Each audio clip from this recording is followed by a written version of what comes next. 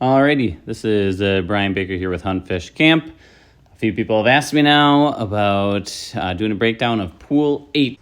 And I wanted to get this video out to you real quick because there's some big tournaments coming up. So I don't have time to get out on the water and do a corner screen like you see there. But if you'd like, there's a link at the top, and I'll link the videos down below. The clips you're seeing right now are from a tournament I fished recently. There's also another video when I fished Pool 8 with my son not too long ago that could also help you out. So I did that for Pool 7, so learning to run around. There's a lot of big tournaments, especially this summer, every summer really. And running around these pools can be tough. And so I want to show you some things. Now this Pool 8 one is going to really be very general and basic because a lot of Pool 8 is huge, by the way, and a lot of Pool 8 changes yearly, monthly, weekly almost. And so depending on water levels, it can be really, some areas can be really tricky. But the basics are pretty simple, and so at least this will give you somewhere to get started. So as you can see right now, we can see Onalaska up at the top. We can see Genoa down at the bottom. So this is all of Pool 8 that we have going on.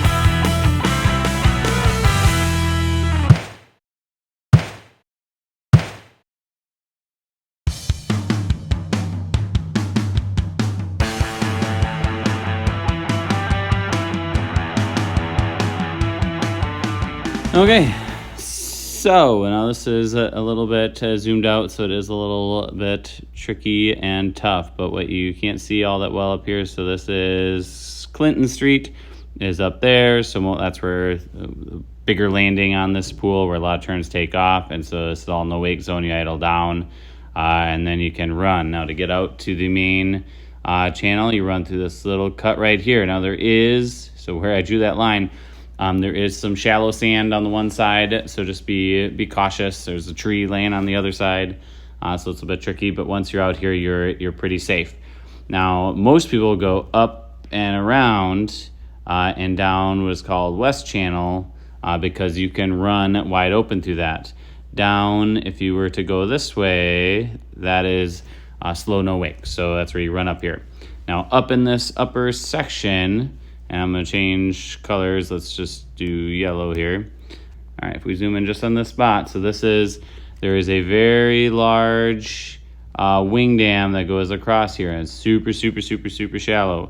And so up there are two buoys that mark the spot to run through. So there's a red, and I'm doing green, but there's a red and a green buoy. You need to make sure you stay in the center. It's very narrow. It's like one boat wide section that you have to run through. That you're going to go, and you are better off to be up on plane because it's still only a couple feet of water. You're running over rocks. Just make sure you stay in the center of those buoys as you go through. But that'll get you down to the lower end of the pool, or of course you can run up the river to get up to the lock up to 7 if you want to do that.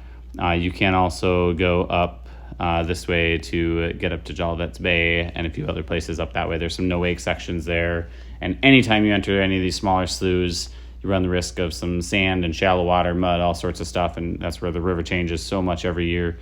Just need to be cautious as you go. Okay, so just a slightly more zoomed in view of where the takeoff areas tend to be. It's where you come out the trail bridge where you can run. And this is that little cut that you have to run through.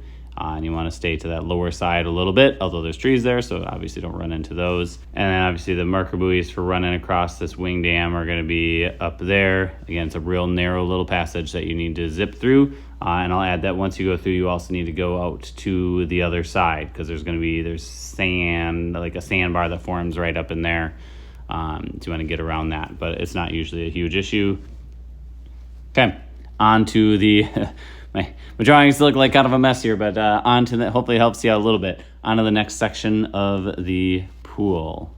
The next area we are going to look at is just kind of this midsection, which is this Goose Island section. So up in this upper part here is where you would have run out of West Channel. Now there's usually some buoys over there too, a little section that you'd run through at the lower end, though it's not as big of a deal in that area. And you've got a few options down here, places you can go. So you can run your way into these little sloughs, and of course I'm zoomed out so it's hard to see. So you can run into those, but about where you get to the end of my lines there, you're gonna have to slow down, and then again being cautious and paying attention to the river, idle sections first, or float down through sections, whatever you need to do to keep track. And of course you can run the main channel that's nice and easy and well marked. This whole entire other area that I'll use green for, this is the Goose Island area. This is whenever you see the elites come and other tournaments, and you'll see videos of guys getting stuck on sandbars, this is where they are. Because the river's changing. All of these little sloughs, there's so many of them. They can be great fishing, but you can't just run through those without being careful first and idling some of them first. And a lot of times it looks like, oh, it looks like there's plenty of water. You're running in 5 feet of water, and all of a sudden you're in 6 inches of water, and this will be sand. And if you get 6 inches of sand, you're not going to make it too far before you're just going to be sitting with your boat tilted on some of that. So great areas to explore. There are sections and little pieces that you can run, but that's an area that you're going to want to be cautious and idle around first, or fish your way in through it first, and then mark places where you think you can run, or mark hazards, that kind of stuff. All right, on to the lower end of the pool. And this is the lower end of the pool. It goes a little further down, that narrows up a little bit. There's really just a few things that I want to point out here. So here we have Stoddard. So popular areas anywhere in those little Stoddard Island areas. So that's going to be a moving slow. It's very shallow. There's a few stumps, lots of weeds, things that you don't want to hit in there. Let's go through the areas that you shouldn't be running first.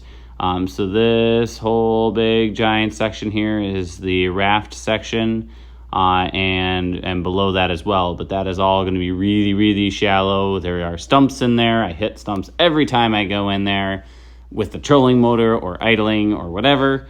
Now I do have pathways where I run, but again, I wouldn't suggest running here without idling it first. So places that you can run, okay, so here's the main channel coming down here.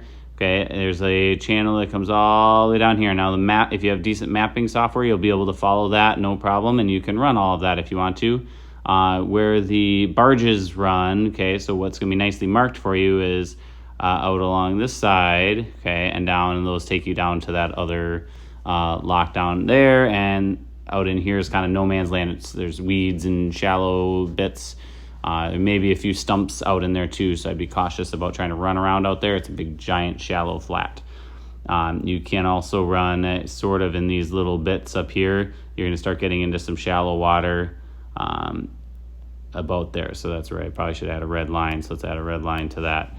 So once you get up this little ways, you do not want to be running up. This is that Goose Island area up there. So those are places you don't want to be running. You're going to run into sand. And especially right out here, the sand that pours out of the little sloughs and whatnot is going to be up in there. So eventually you're going to run into that. There you go.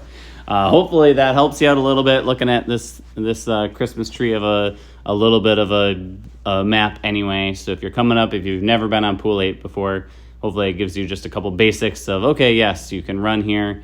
And a lot of areas you need to just take it real slow and idle. And be cautious and careful. I'm going to add this in here because this is like crazy everything going on, sand and stumps and super shallow, and like it's a area you don't want to be running around in until you have good tracks to follow. Alrighty, hopefully this helps you out a little bit. Do be very cautious running around on the pool as soon as you get off the main channel. Really any the little things, even just like this comes to mind, like these little sloughs and whatnot. A lot of them have closing dams in front of them, or like the big closing dam that's here, that's the one that gets marked. So there's a way to get through it, but just be really careful. If you don't have good mapping software, even if you do have good mapping software, just be very, very cautious running around on the river. Use your brain when you're looking at the water. Read it. Pay attention to what it's doing. And just take it easy. Take it easy. Find your way around a little bit. So if you're out pre-fishing, find your way around. You can always find some fish during the tournament based on what you saw and what looks good. If you spend your day stuck on a sandbar, that doesn't allow you to do much fishing or searching or learning new areas. So Take your time. Good luck. Have fun. Catch some fish.